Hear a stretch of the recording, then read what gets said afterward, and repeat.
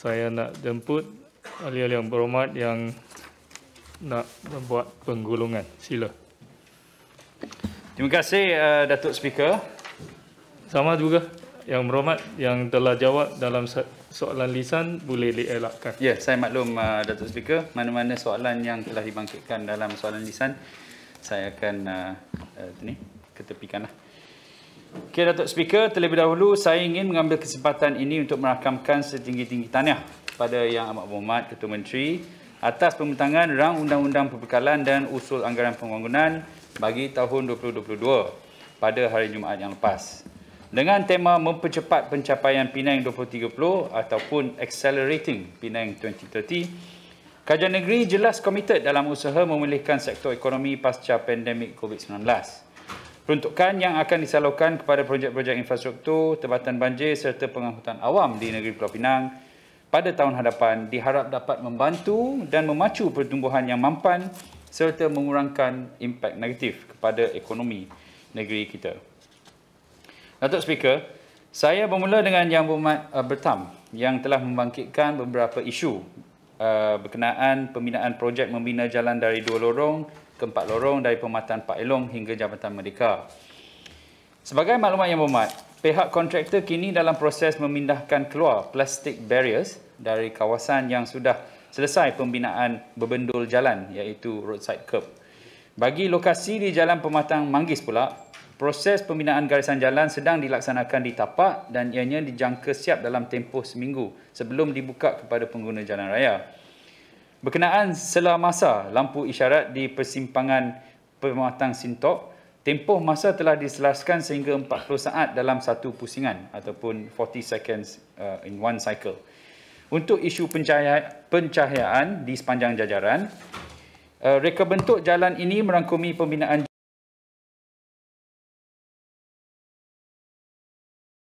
lampu jalan di setiap persimpangan yang mempunyai lampu isyarat, di samping penggantian one-to-one di kawasan sedia ada yang mempunyai lampu jalan. Perubahan laluan sementara sentiasa berlaku dari semasa ke semasa memandangkan proses pembinaan sedang lagi dilaksanakan di tapak Yang Berhormat. Yang Berhormat, minta maaf. Okey. Cuma satu soalan. Saya ada bangkitkan dalam saya punya perbahasan longkang-longkang baru yang dibina sepanjang pelebaran jalan tu. Memang kalau kita tengok longkang-longkang tu dibina dengan kapasiti yang dalam, yang besar. Okey, untuk menampung juga jumlah hujan yang lebat. Sebab kita tahu kawasan tu memang kawasan yang senang kena banjir kilat.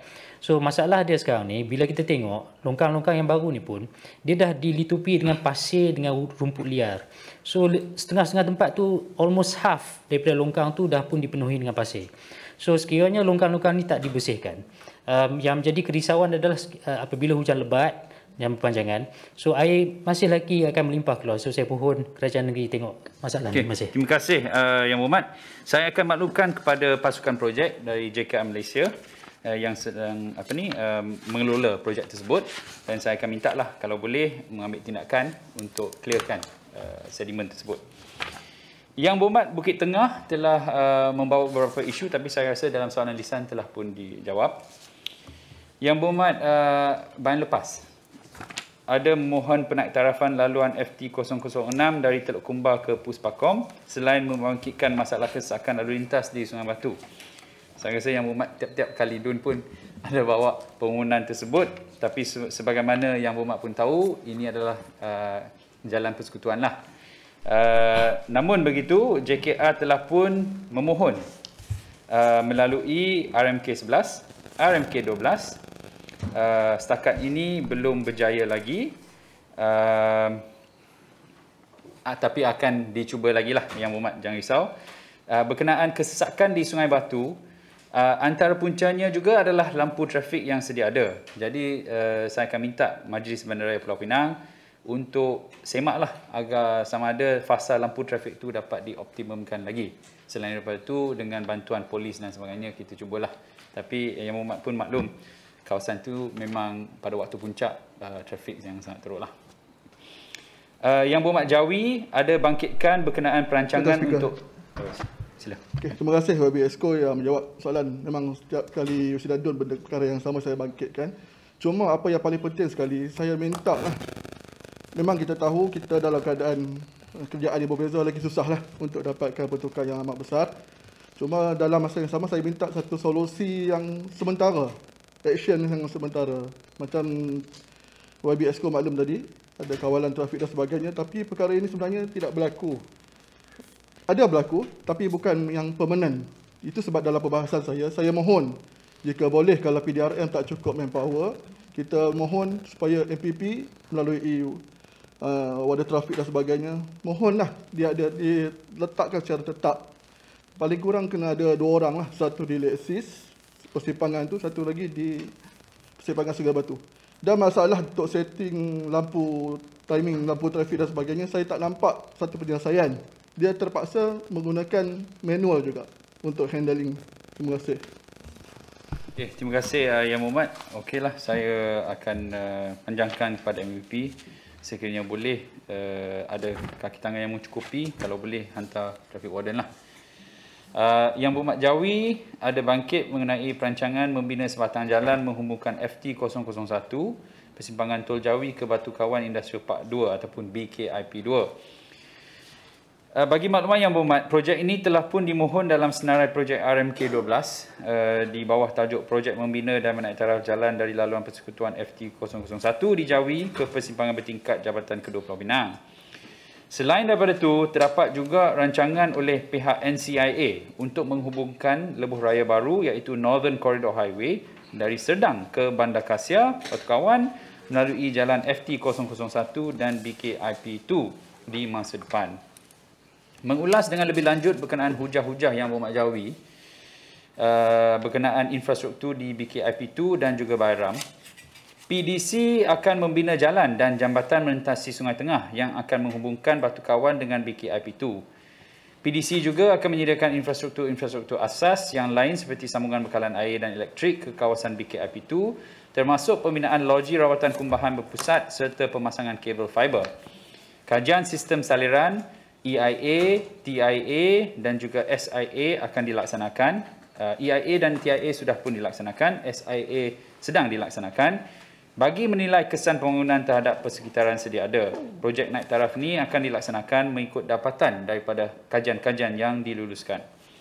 Datuk Speaker, saya merujuk kepada perkara yang dibangkitkan oleh Yang Berhormat Bukit Tambun.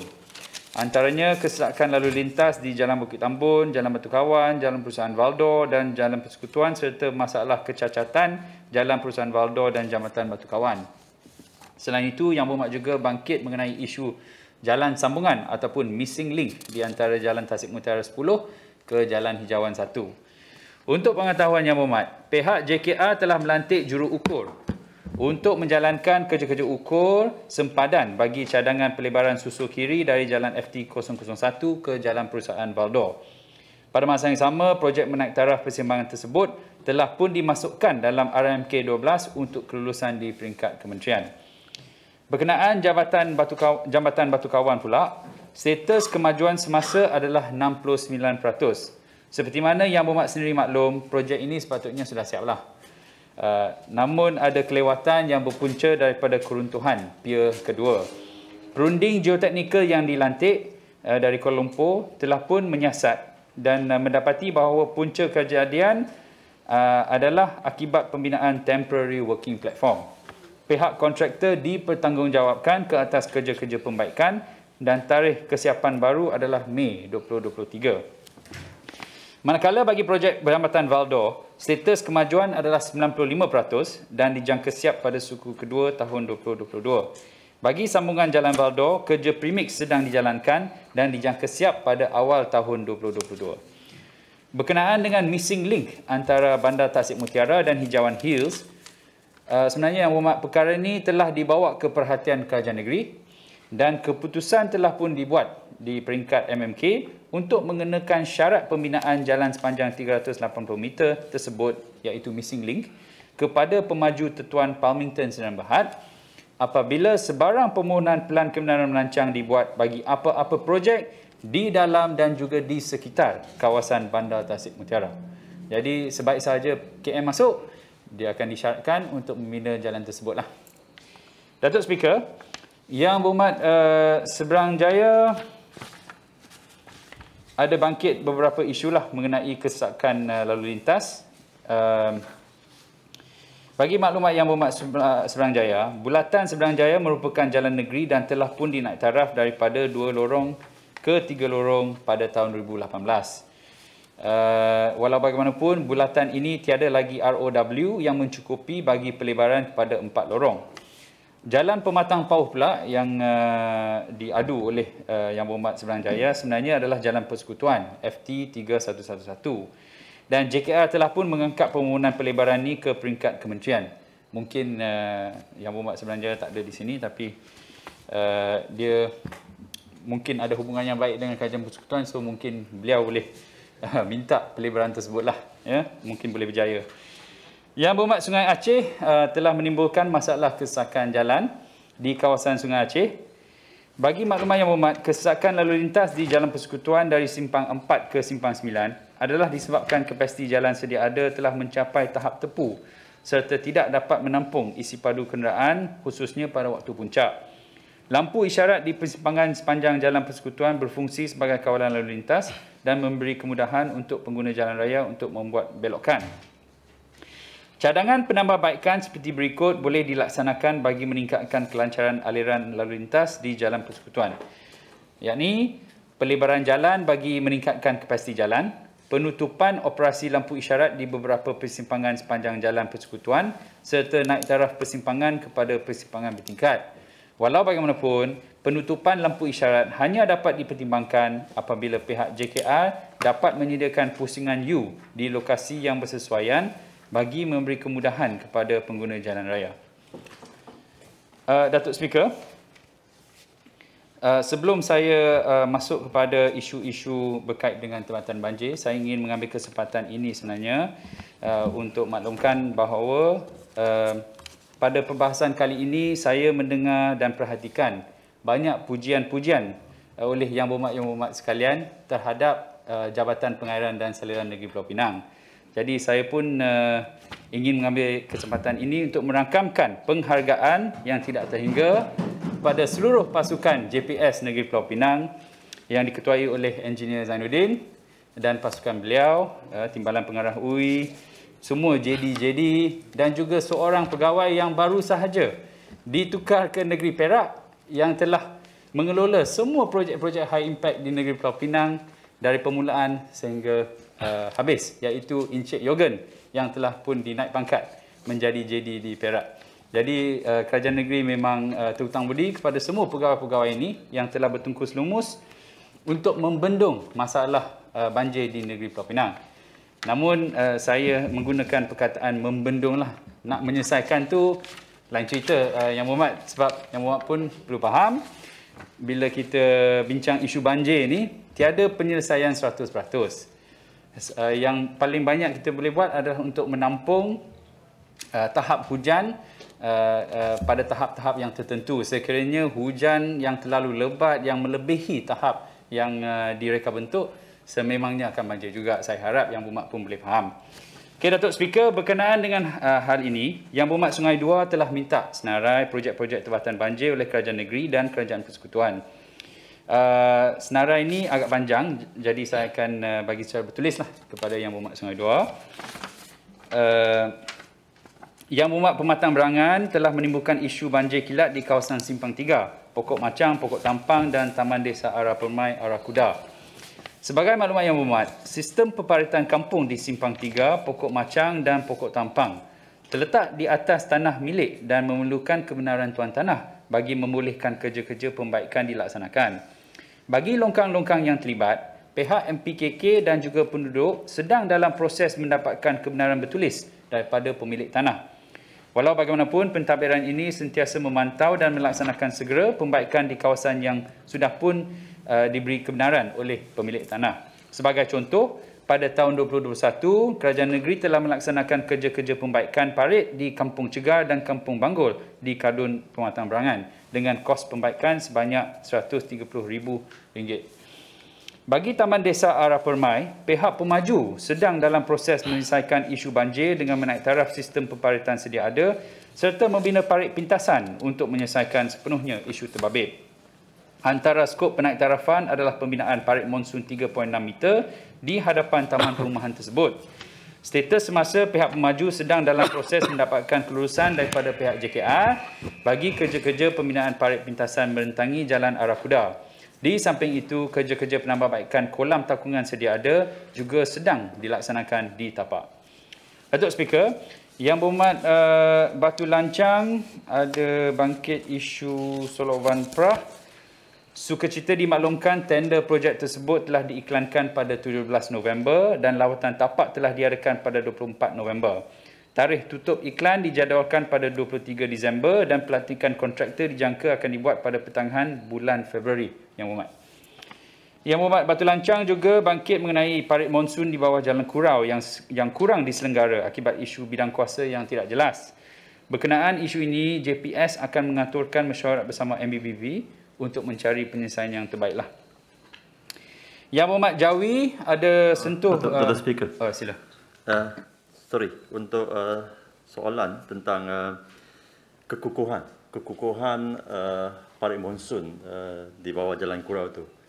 Disebabkan adanya mesyuarat yang telah kita berada dengan MBBP bersama dengan JPS telah diadakan.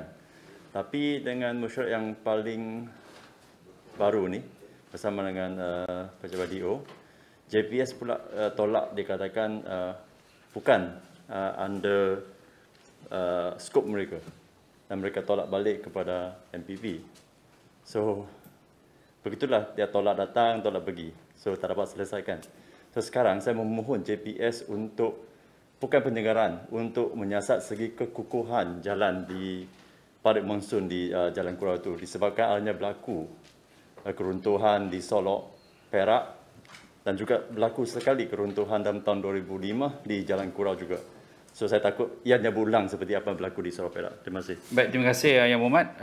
Saya akan mengarahkanlah jabatan-jabatan yang berkenaan untuk menyiasat kekukuhan struktur tersebut, ya, supaya kita pastikan struktur, integriti struktur itu masih lagi dalam keadaan yang selamat.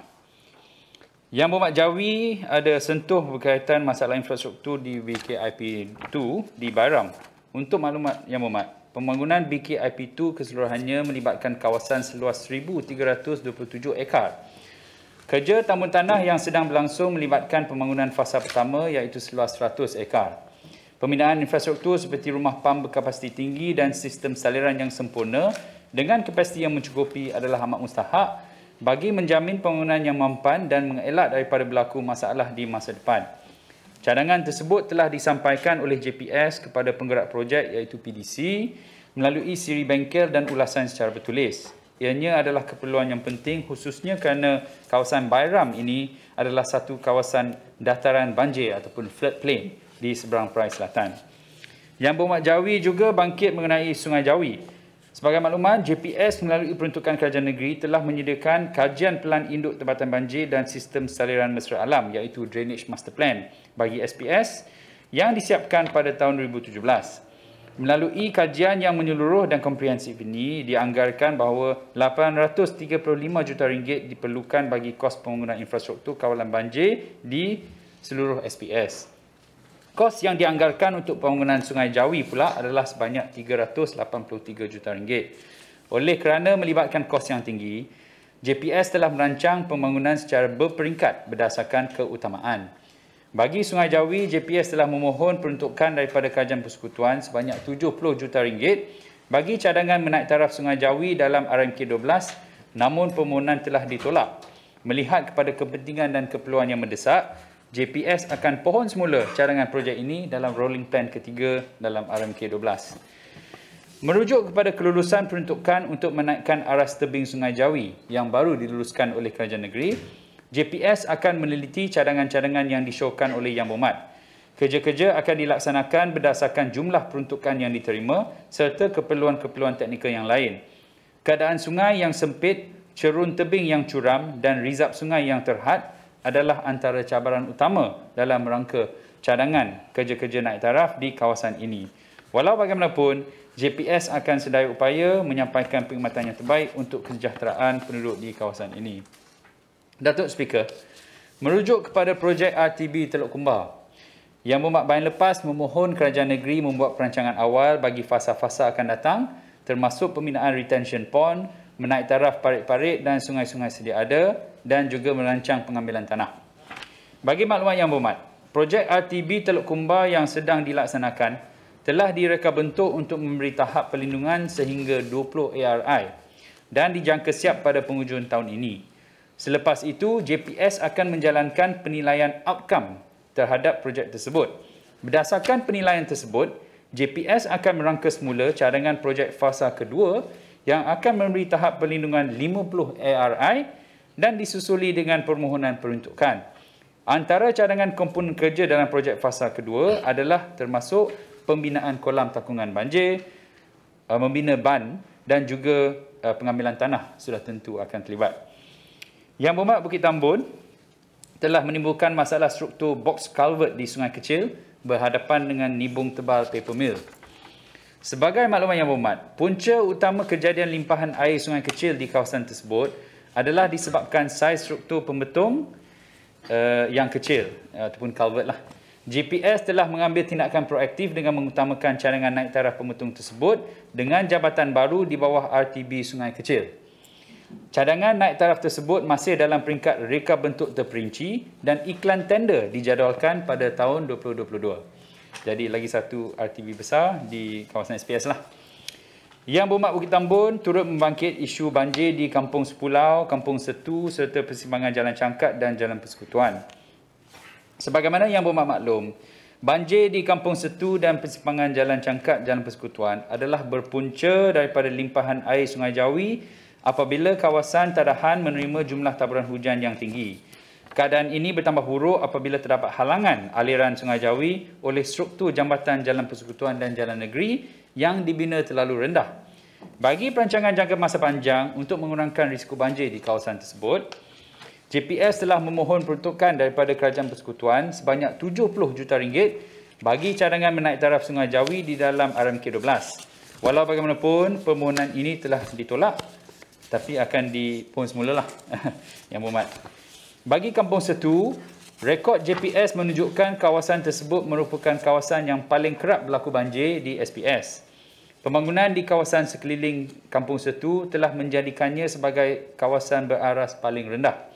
Oleh yang demikian, selain langkah struktur bagi mengurangkan risiko banjir di kawasan ini, mungkin satu penyelesaian alternatif yang boleh dipertimbangkan adalah dengan mengadakan penempatan semula lah. Tapi itu pun tidak mudah. Tapi kadang-kadang kita lihat di negara-negara lain, apabila berlaku floodplain, penempatan semula itu adalah satu kaedah lah untuk selesaikan masalah. Kejadian banjir di Kampung Sepulau pula berhubung kait dengan Sungai Junjung yang menjadi sempadan antara seberang perai selatan dan seberang perai tengah. Sungai Junjung juga menerima air larian dari kawasan Tadahan berbukit di negeri Kedah yang menyebabkan aliran air menjadi deras dengan isi padu yang besar apabila berlakunya hujan berkeamatan tinggi. Sungai yang sempit dan ketiadaan ban menyebabkan limpahan sungai sering terjadi seterusnya menyebabkan banjir. Sebagai kaedah penyelesaian, JPS telah mengangkat cadangan projek rancangan memulihkan koridor Sungai Junjung di dalam RMK 12 berjumlah 85 juta ringgit. Inisiatif jangka masa pendek pula bagi mengurangkan risiko banjir di kawasan tersebut adalah dengan membina ban sementara di kawasan kritikal serta kerja-kerja penyelenggaraan sungai dengan memastikan setiap halangan dibersihkan segera. Yang Berhormat Bukit Tengah bangkit mengenai isu banjir di Kampung Dok. Sukacita dimaklumkan kerajaan negeri telah pun meluluskan peruntukan untuk melaksanakan kerja ukur bagi penentuan skop kerja naik taraf di Kampung Dok. Datuk Speaker, saya beralih kepada PTMP. Ya. Yang Berhormat. Sedikit. Sila. Ya. Yang Berhormat. Terima kasih. Berkenaan dengan Kampung Dok ini, tadi kita mendengar bahawa banyak usaha sebelum ini kerja-kerja kita menghargai JPS. Tetapi hari ini juga saya nak mengambil kesempatan. Saya difahamkan pengumuman tadi mengenai pengukuran aras aliran air longkang untuk Kampung Dok dan juga Kampung Tok Panjang telah diluluskan, dan saya ingin merakamkan perhargaan saya kepada juga pejabat daerah dan ADO yang telah pun mengambil inisiatif untuk membuat lawatan dan juga cadangan-cadangan kepada MMK.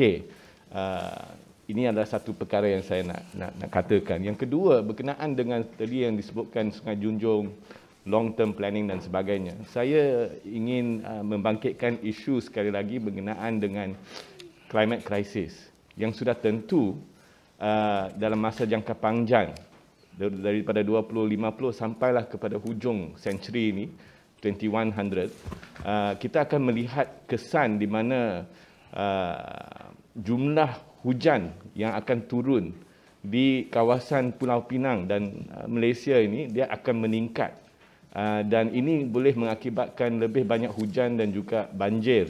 Walaupun bukan isu yang spesifik yang telah dibawakan tadi, saya harap mungkin Yang Amat Berhormat boleh memberi cadangan apakah yang kita akan melakukan untuk menangani masalah long term. Kalau kita tak buat sekarang, bila nanti kita dilanda dengan hujan lebat yang akan definitely will increase dalam masa yang akan datang, dan banjir-banjir ini akan mengakibatkan kerugian besar, perbelanjaan besar daripada kerajaan nanti. Jadi khususnya soalan saya, adakah kita akan membuat satu risk threat assessment berkenaan dengan climate crisis ini? Terima kasih. Terima kasih Yang Berhormat Bukit Tengah. Sebenarnya isu yang dibangkitkan oleh Yang Berhormat Bukit Tengah ni adalah isu yang perlu diberi perhatian, bukan sahaja oleh negeri Pulau Pinang tapi di seluruh Malaysia, seluruh dunia, akibat daripada climate change yang sedang berlaku. Maka untuk Kerajaan Negeri Pulau Pinang, kami telah mewujudkan satu resilient infrastructure task force yang dipengerusikan oleh saya sendiri dengan Think City sebagai urusantia, bagi melihat kepada tindakan-tindakan yang boleh dibuat dan dirancang untuk masa depan, bagi khusus untuk menangani masalah climate change inilah. Ya, jadi perkara ini dalam perhatian Kerajaan Negeri juga. Terima kasih. Yang Berhormat Datuk Speaker, projek PTMP dan juga PSR telah pun dikenal pasti oleh Majlis Perundingan Pemulihan Sosioekonomi Negeri Pulau Pinang, iaitu PISEC, sebagai antara pemacu utama pemulihan ekonomi dalam zaman pasca COVID-19.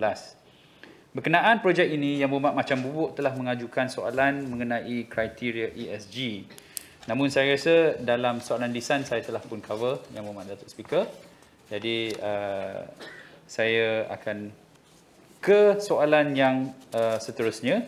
Yang Berhormat Macam Bubuk, walaupun telah bangkit mengenai green financing semasa soalan lisan juga, tapi saya nak tambah sedikit info lah di sini. Semasa soalan lisan tu saya tak sempat.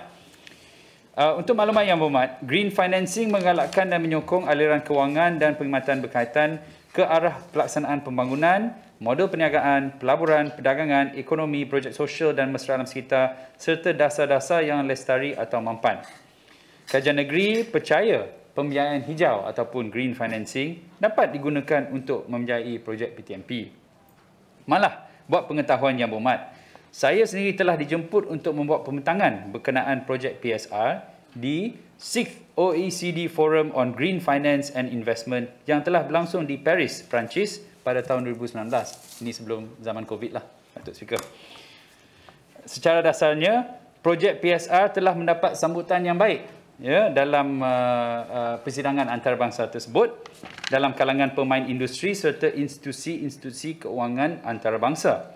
Malah kerajaan negeri telah berjaya menarik minat Asian Development Bank untuk memberi pembiayaan green financing bagi projek LRT. Namun seperti mana Yang Berhormat sedia maklum, sebarang pembiayaan termasuk pembiayaan hijau yang ingin diterima oleh kerajaan negeri adalah bergantung kepada persetujuan dan kelulusan kerajaan persekutuan.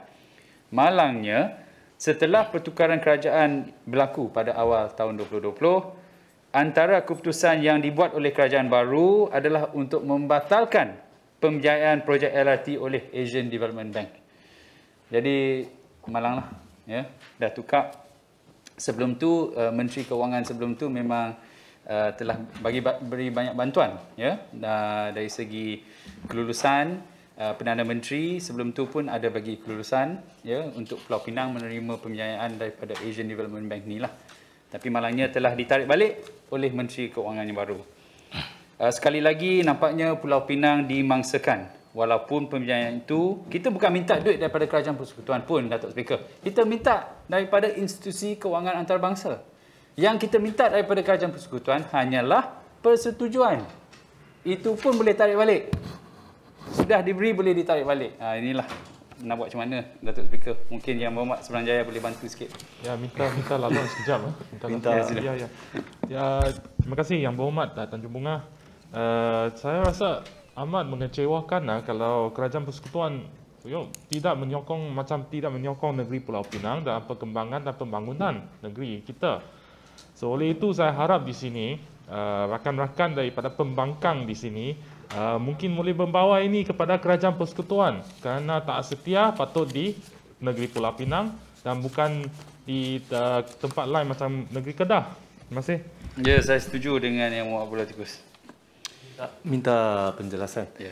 Terima kasih Tanjung Bunga yang telah memperingati Dewan tentang kita sebenarnya mendapat kelulusan untuk mendapat pinjaman ke atau grant. Yang saya nak tahu tentang Asian Development Bank ini, ADB, ya, apa alasan yang telah diberikan oleh Kerajaan Persekutuan bahawa pinjaman atau grant itu yang akan dibiayai akan membiayai projek LRT ini ditolak? Ya, ada sebab-sebab yang diberikan oleh Kerajaan Persekutuan kenapa ia telah ditolak. Ya, ada orang nak bagi grant atau bagi pinjaman, kenapa kita tolak? Adakah syarat-syarat itu tidak memihak kepada kita? Saya rasa soalan tu kita perlu ajukan kepada Kementerian Keuangan lah, Yang Berhormat. Saya nak jawab pun sukar. Tapi yang tahu kita memang dapat terima surat daripada Kementerian Keuangan yang telah membatalkanlah pembiayaan tersebut. Mengenai persoalan Yang Berhormat macam bubuk juga berkenaan peruntukan yang telah diberikan kepada Penang Infrastructure Corporation sejak penubuhannya pada 9 Julai sehingga akhir 9 Julai 2020 sehingga akhir November 2021. Kerajaan negeri telah memberi peruntukan sebanyak 13.871.845 juta dengan 90 sen. Walau bagaimanapun, kos yang diperuntukkan tidak digunakan sepenuhnya. Memandangkan tenaga kerja yang diperlukan di PIC masih belum diisi sepenuhnya kerana projek-projek PTMP dan PSR belum lagi bermula secara fizikal. Jadi peruntukan ini adalah termasuk kos penubuhan syarikat, pembelian peralatan pejabat, sewaan ruang pejabat, emolumen, gaji dan sebagainya. Datuk Speaker, menjawab pertanyaan Yang Berhormat Sungai Dua berkenaan pemeliharaan dan pemuliharaan alam sekitar, sukacita dimaklumkan pembangunan PSR akan dilaksanakan selari dengan peraturan-peraturan serta garis panduan yang telah ditetapkan oleh jabatan-jabatan yang berkaitan. Semasa peringkat pelaksanaan, Kerajaan negeri akan memastikan kepatuhan langkah-langkah kawalan dan mitigasi yang dicadangkan dalam kesemua laporan yang diluluskan. Antaranya adalah pemantauan kualiti air, pemantauan kualiti udara, pemantauan getaran dan bunyi, pengurusan sisa pepejal, pembuangan bahan pengorekan dan juga pemasangan tirai kelodak ataupun silt curtain dan pemasangan peralatan pemantauan secara online bagi kualiti air. Di samping itu juga, third party environmental audit juga turut akan dilaksanakan secara berkala semasa peringkat pembinaan bagi memastikan keberkesanan dan pematuhan terhadap syarat-syarat yang ditetapkan.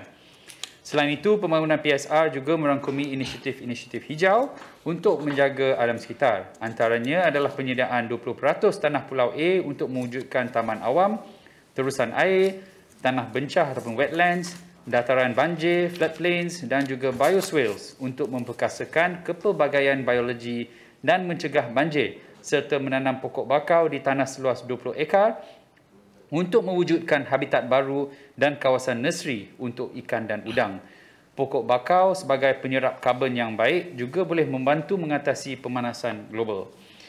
Kerajaan negeri juga telah mencadangkan langkah-langkah kawalan jangka masa panjang termasuk melaksanakan program-program pengimbangan ekologi seperti penanaman pokok bakau, pelabuhan Tukun Tiruan dan Unjam, pelepasan benih ikan dan udang, pembinaan garis pantai ataupun shoreline mesra alam di perimeter pulau PSR untuk menggalakkan kepelbagaian biologi, pertumbuhan habitat mikro dan ekopelancongan, serta penyediaan dana untuk penyelidikan ekologi laut, perikanan, penyu, tukun dan lain-lain. Terima kasih kepada Yang Berhormat kerana Seberang Jaya kerana terus memberi sokongan kepada projek PTMP dan PSR. Menjawab persoalan Yang Berhormat, Kerajaan Negeri serta rakan pelaksana iaitu SRS Consortium sedang menangani isu-isu teknikal yang telah bangkit dalam pelaksanaan PTMP dan PSR, khususnya isu kelulusan laporan EIA bagi projek PSR yang telah dibatalkan. Kerajaan Negeri kini dalam proses terakhir memohon semakan kehakiman ke atas keputusan Lembaga Rayuan. Di samping itu, Kerajaan Negeri juga akan mengemaskini laporan EIA dan mengemukakan semulalah seperti yang telah saya sebut dalam soalan lisan juga Yang Berhormat. Seperti yang dinyatakan oleh Yang Berhormat Seberang Jaya, projek ini telah mengambil banyak masa dan kos. Oleh kerana PSR adalah penting untuk ekonomi dan masa depan rakyat Pulau Pinang, Kerajaan Negeri tetap akan meneruskan usaha untuk mendapatkan kelulusan yang diperlukan untuk memulakan projek. Kerajaan Negeri juga memberi jaminan bahawa sehingga kesemua kelulusan diperolehi, projek ini tidak akan dimulakan. Datuk Speaker,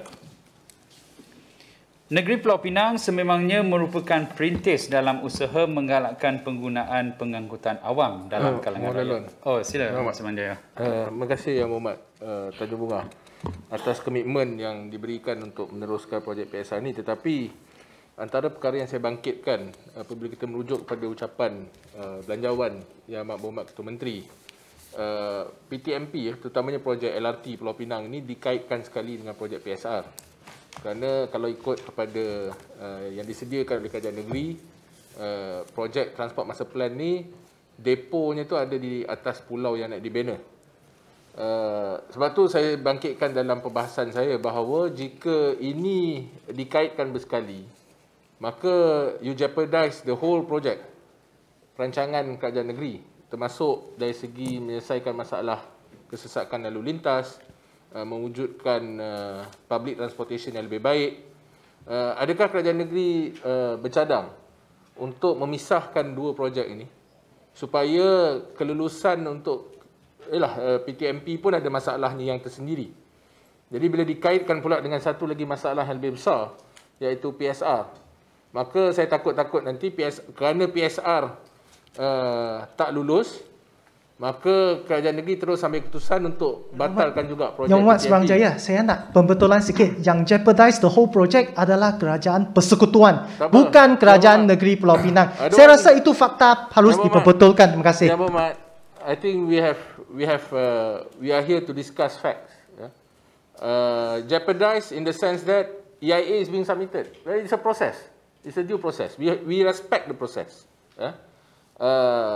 Apa juga keputusan yang dibuat nanti oleh kerajaan ni saya bincang ni dari segi strategi.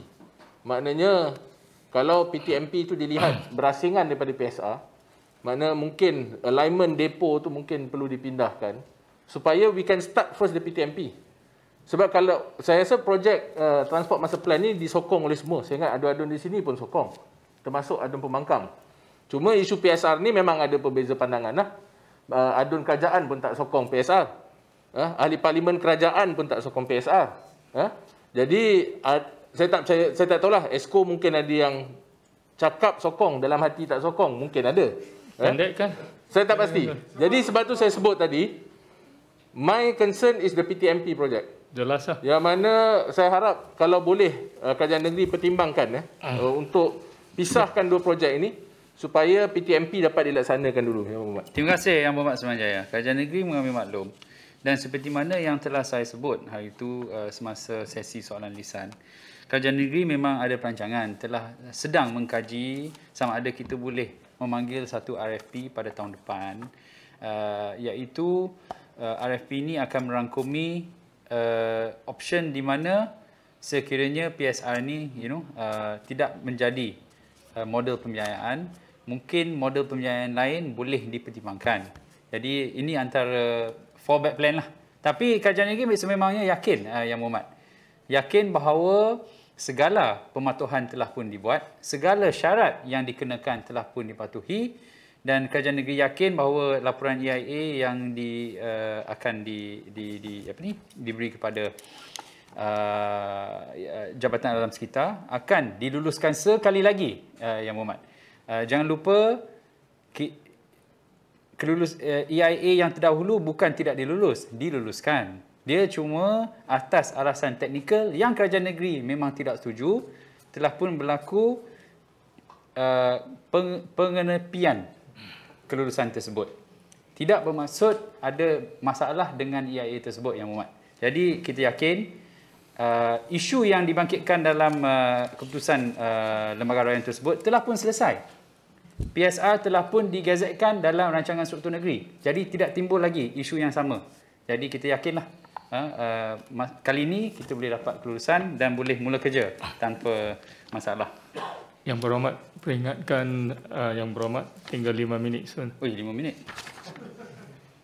Okeylah. Saya buat pengumuman penting ni. Okey, Yang Muhammad Datuk Speaker, Kerajaan Negeri Pulau Pinang sememangnya suka menggalakkan penggunaan pengangkutan awam dalam kalangan rakyat.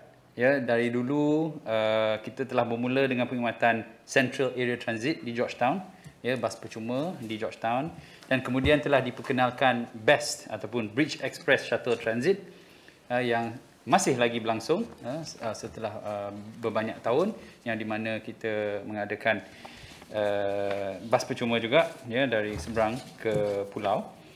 Dan pada tahun lepas kerajaan negeri telah mengambil langkah besar dengan melaksanakan inisiatif bas percuma di seluruh negeri Pulau Pinang melalui pembiayaan penuh PAS Mutiara. Ini bermaksud bahawa setiap rakyat Malaysia yang memiliki PAS Mutiara dapat menikmati perjalanan percuma menggunakan bas Rapid Penang pada setiap laluan dan setiap masa di negeri ini. Tidak ada negeri lain. Saya tak tahu kalau ada negeri lain di seluruh dunia pun, Yang Muhammad Datuk Speaker, yang di mana penggunaan bas awam adalah percuma bagi semua orang. Dan sukacita dimaklumkan di sini bahawa kerajaan negeri telah bersetuju untuk meneruskan pembiayaan PAS Mutiara ini bagi tahun hadapan. Walaupun Pulau Pinang tidak termasuk dalam negeri-negeri yang mendapat manfaat My50 dalam pengumuman Belanjawan 2022 oleh Kerajaan Persekutuan, kerajaan negeri tetap komited untuk membantu meringankan beban rakyat. Namun begitu, peruntukan untuk tahun depan adalah dihadkan kepada maksimum 7,500 pelanggan setiap bulan. Tapi saya rasa ini pun tidak menjadi masalah sangatlah. Kalau kita nak banding untuk bulan November, pelanggan pun dalam 7,000 sahaja, hampir 7,000 pelanggan. Jadi had yang kita tetapkan 7,500 pelanggan setiap bulan, saya rasa dapat memanfaatkan ramai pengguna bas awam di negeri ini. Walaupun jumlah ini adalah kurang sedikit berbanding tahun semasa, namun ia diharapkan dapat menggalakkan penggunaan sistem pengangkutan awam. Selain daripada subsidi bas, kerajaan negeri juga telah memperkenalkan feri percuma kepada semua warga negara Malaysia bermula 1 Julai 2021 terhad kepada 65,000 tiket sebulan. Sukacita saya memaklumkan bahawa program feri percuma akan diteruskan untuk tahun 2022 juga. Jadi Yang Berhormat semua, mana ada negeri lain, ya, di Malaysia pengangkutan awam semuanya percuma. Guna bas percuma, guna feri pun percuma. Saya rasa ini memang Penang Leads lah. Sungai Aceh ada nak sikit apa nama ni. Saya ucap terima kasih pada Yang Esko tadi yang mentangkan berkaitan dengan bas percuma di kawasan seluruh Pulau Pinang.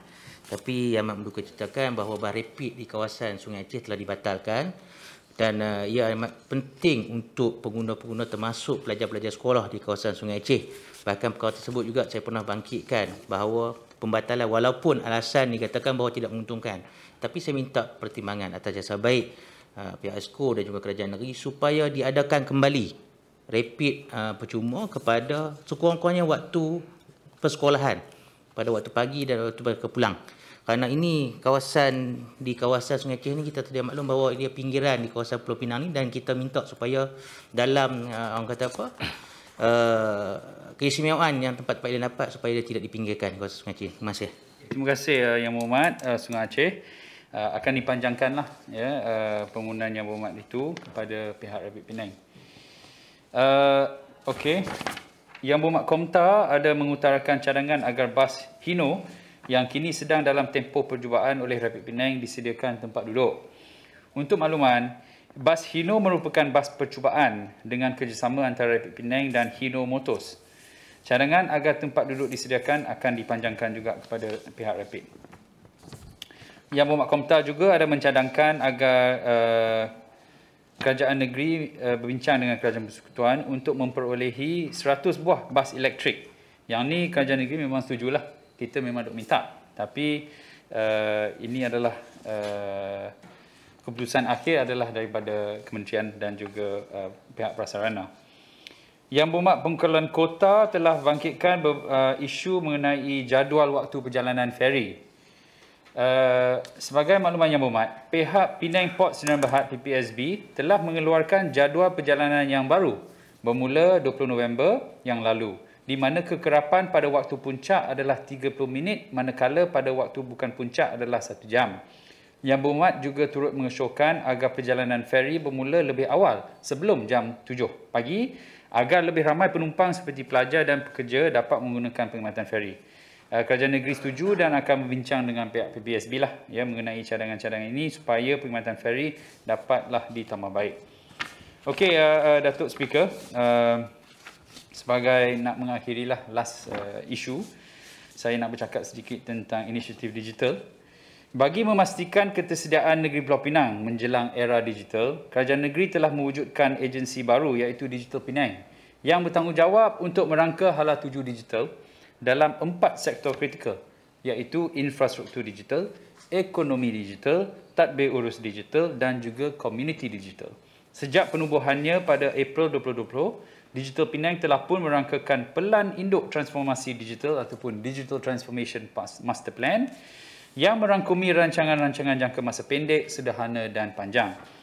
Dalam tempoh masa hanya 18 bulan sejak penubuhannya, Digital Penang telah berjaya melaksanakan pelbagai inisiatif dan program, antaranya kempen Dah Digital yang Berhormat Batu Maung ada sebut, Go Digital, Go International. Selain itu, Digital Penang juga telah menganjurkan beberapa siri bengkel e-commerce serta menerbitkan buku Founders Grid di samping memudahcarakan pemberian bantuan khas kewangan sebanyak RM1,000 kepada 961 PKS ataupun perusahaan kecil dan sederhana untuk penggunaan aplikasi digital. Selain itu, Digital Penang telah menubuhkan komuniti Coffee Curry Puff sebagai forum perkongsian ilmu serta untuk menghubungkan syarikat-syarikat teknologi startups. Sebanyak 13 webinar telah diadakan dengan penyertaan seramai 1,584 usahawan teknologi, technopreneur. Alpha Startup Digital Accelerator juga dianjurkan dengan kerjasama syarikat swasta 1337 ataupun LEAD sebagai bootcamp bagi 11 syarikat startup tempatan. Sebuah fintech hackathon juga berjaya diatur bersama syarikat FinNexus yang mendapat penyertaan 34 pasukan daripada seluruh Malaysia. Tambahan juga, Digital Penang telah mengenal pasti kawasan di Georgetown yang bakal dibangunkan sebagai Creative Digital District yang kita panggil CD Square yang akan menjadi hub digital bagi syarikat-syarikat teknologi serta pusat pembelajaran dan tapak uji ataupun test bed bagi inisiatif-inisiatif strategik seperti Smart City of Excellence dan juga 5G Sandbox. Terkini, Digital Penang telah menandatangani sebuah memorandum persefahaman dengan syarikat Angkasa X dan USM untuk membangunkan subsektor kejuruteraan aerospace di Pulau Pinang. Melalui MOU tersebut, Angkasa X akan menubuhkan fasiliti Assembly, Integration and Testing di USM untuk pembangunan satelit Low Earth Orbit. Dari segi infrastruktur digital, Digital Penang sedang menyusuli cadangan penubuhan sebuah Internet Exchange serta data center di Pulau Pinang. Prasarana-prasarana ini amatlah penting bagi meningkatkan kualiti perkhidmatan sambungan internet di negeri ini. Selain itu, Digital Penang juga sedang meninjau kemungkinan mewujudkan sebuah pangkalan data bersepadu geospatial bagi mendigitalkan proses pembangunan dan pemantauan utiliti bawah tanah. Dengan wujudnya sistem sedemikian, ia akan memudahcarakan proses perancangan pembangunan di seluruh negeri. Akhir sekali, Digital Penang juga dalam proses penilaian tender bagi projek Digital Integrated Service Center. Ini sangat penting sebab ia akan menjadi aplikasi yang akan digunakan di setiap pusat khidmat adun-adun negeri Pulau Pinang. Sistem ini akan membolehkan pusat khidmat untuk mendaftarkan pelanggan secara digital serta menghubungkan pelbagai aplikasi kerajaan negeri seperti iSejahtera dan juga e-Rumah serta mengesan dan menyusuli kes-kes dalam tindakan. Projek ini dapat membantu membudayakan cara bekerja secara digital di mana pengurusan maklumat dapat diselia dengan lebih efisien dan teratur. Di samping itu, ia juga akan mengurangkan pengurusan manual oleh pegawai-pegawai pusat khidmat dan ini akan membantu mereka memberi perkhidmatan yang lebih cekap dan tambah nilai.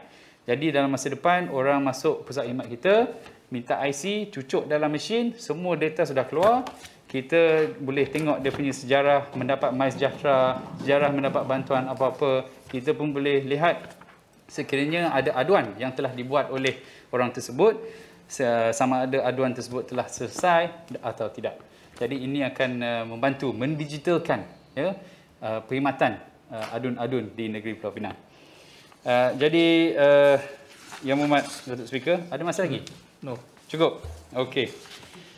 Jadi untuk mengakhiri, Datuk Speaker, Kerajaan Negeri amat komited untuk memastikan pembangunan infrastruktur dan penghutan dilaksanakan dengan kaedah yang paling cekap dan lestari bagi kemaslahatan rakyat Pulau Pinang. Justru Kerajaan Negeri berharap agar semua pihak termasuk jabatan dan agensi kerajaan, pihak swasta, kerajaan persekutuan dan juga rakyat negeri ini juga dapat bekerjasama dan sentiasa menyokong setiap inisiatif Kerajaan Negeri bagi membangun dan memajukan negeri Pulau Pinang ke arah mencapai visi dan misi Penang 2030. Sekian, terima kasih. Saya mohon menyokong. Terima kasih Tanjung Bunga. Seterusnya.